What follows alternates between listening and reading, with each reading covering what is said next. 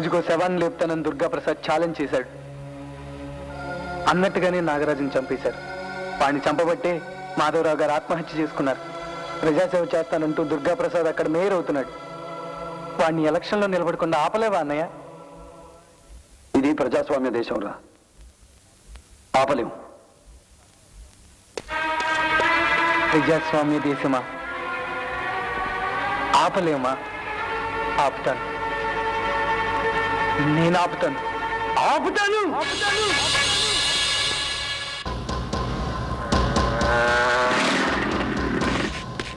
Sir, మీ అందరికీ తెలుసు దుర్గాప్రసాద్ గారి నెంబర్ 1 గుండా. అమ్మా, అందరూ నన్ను నమ్మండి సార్, ప్లీజ్. వాడి దేశాన్ని తాకట్టు పెడతాడు సార్. అమ్మా ప్లీజ్, మీ అందరూ దయచేసి వాడికి ఓట్లు వేయచ్చు సార్. వాడి నెంబర్ 1 గుండా సార్, వచ్చి రౌడీ సార్. వాడికి ఓట్లు వేయచ్చు sir. My dear students, please మీరందరూ ఓట్లు వేయచ్చు సార్. ప్లీజ్ సార్, వాడికి ఓట్లు వేయచ్చు సార్. ప్లీజ్ సార్, వాడికి ఓట్లు వేయచ్చు సార్. Please sir.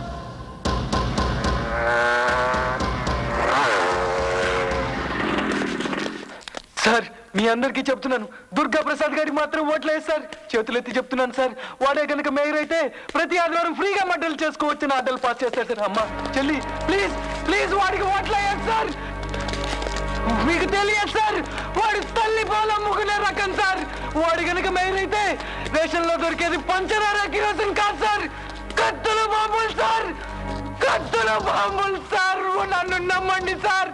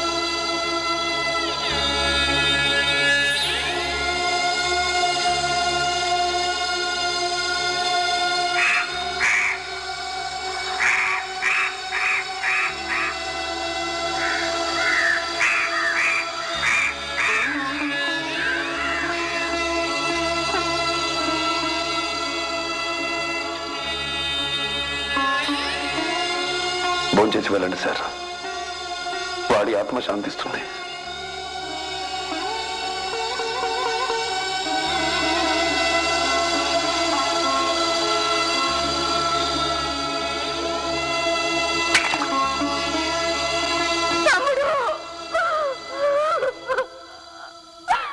వాళ్ళని ఎదిరించి ఆయన ఉద్యోగం పోగొట్టుకున్నారు.